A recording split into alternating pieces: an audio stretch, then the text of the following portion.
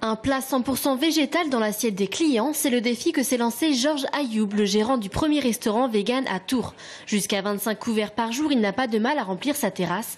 Et au menu ce midi, suprême de carottes au gingembre, du caviar d'aubergine, du caviar de houmous. Pas la moindre trace animale, mais un ingrédient principal. Cette graine de sésame est mélangée donc aux pois chiches, aux légumineuses, etc.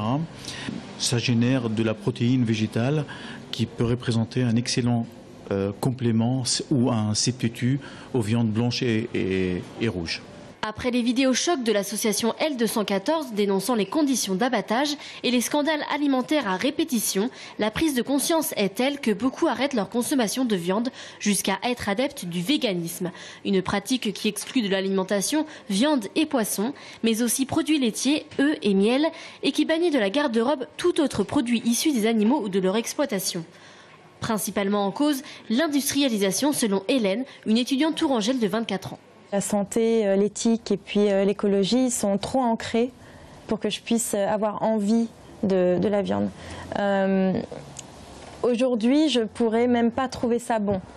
Pour moi, une belle assiette et une bonne assiette, c'est une assiette colorée. Issue d'une famille pas très carnivore à la base, Hélène est devenue végétarienne il y a 3 ans et a franchi le cap vegan il y a 1 an et demi. Très investie, elle a même converti ses parents à ce mode de vie et elle l'assure, son alimentation est encore plus variée aujourd'hui. Des graines de courge, il y a des fruits secs aussi. Ça c'est mon muesli, donc je mange ça tous les matins.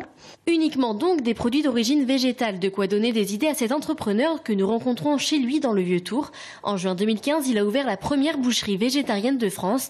Un comble, pas tant que ça. Pour certains, l'envie de mastiquer est toujours présente. Basé à Paris, il livre ses produits surgelés partout dans l'Hexagone. Son pari, imiter le goût, la consistance et la texture de la viande jusqu'à tromper le palais de professionnels.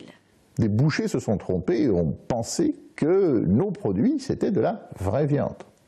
Donc, pari réussi d'un point de vue gustatif, aussi d'un point de vue nutritionnel. Ce n'est pas simplement une mode, mais c'est une tendance lourde et nous savons très bien que, allez, dans 15 à 20 ans, quasiment tout le monde mangera de la viande végétarienne. Pour l'heure, près de 10% de la population française serait flexitarienne, une tendance à réduire sa consommation de viande et à privilégier les légumes dans l'assiette.